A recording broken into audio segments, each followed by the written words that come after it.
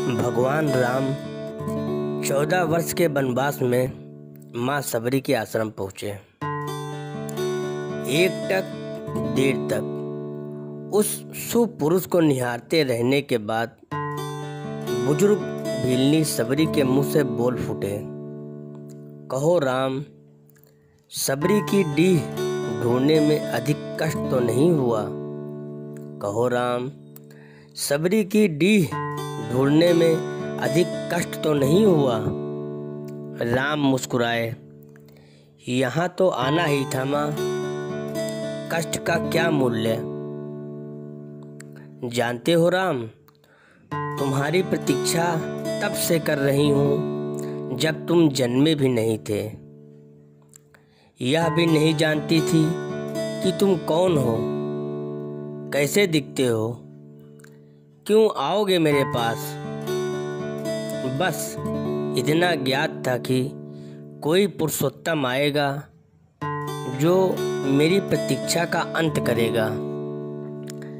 राम ने कहा, तभी तो मेरे जन्म के पूर्व ही तय हो चुका था कि राम को सबरी के आश्रम में जाना है।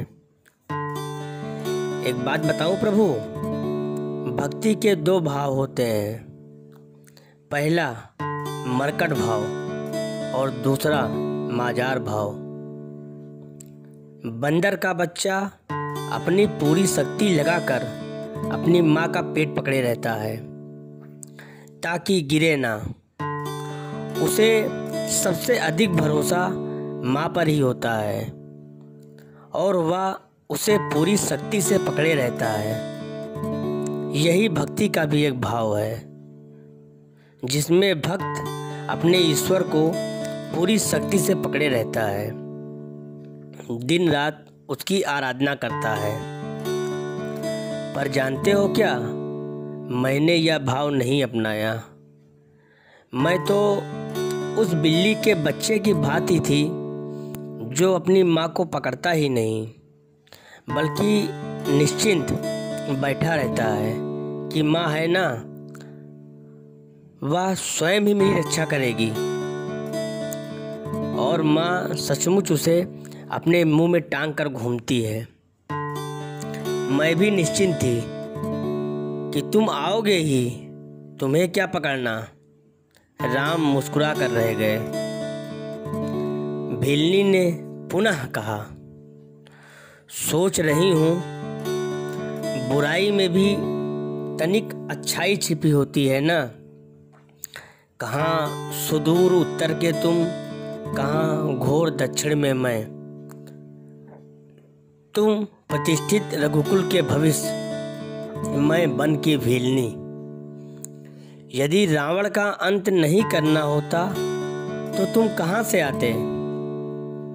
राम गंभीर हुए, कहा, भ्रम में ना पड़ो माँ, राम क्या रावण का वध करने आया है?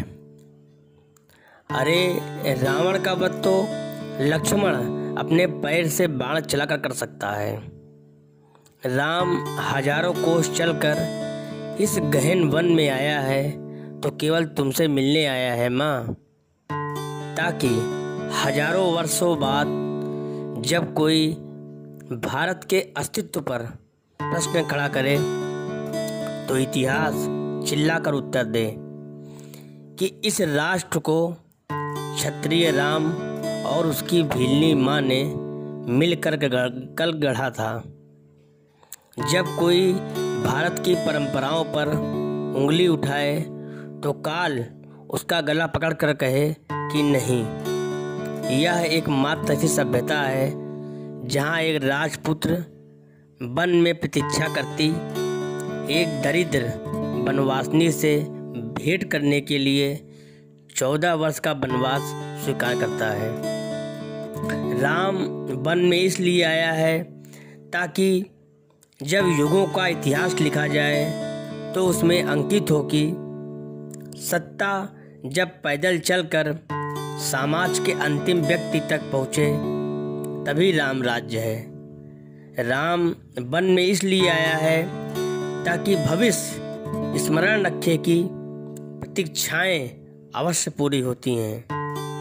राम रावण को मारने भर के लिए नहीं आया है माँ। माता सबरी एकटक राम को निहारती रही। राम ने फिर कहा, राम की वन यात्रा रावण युद्ध के लिए नहीं है माता।